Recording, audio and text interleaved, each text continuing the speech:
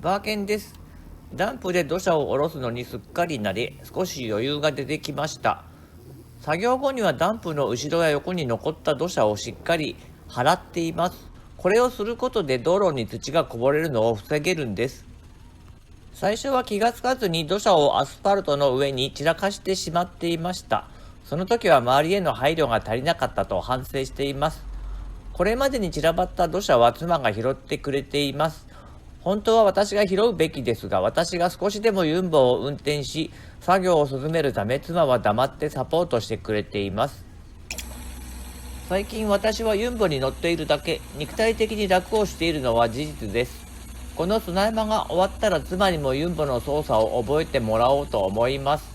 妻はセンスが良いのですぐに覚えると思います。ダンプの近くの土砂が少なくなってきたので、遠くの土砂を崩して集める作業をしています。ただこの方法だと効率が悪いですね。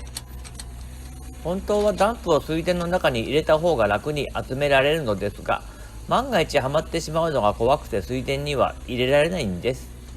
鉄板を敷けばダンプは安全に侵入できるのですが、あいにく鉄板がないため少し無駄ですがこんな作業をしています。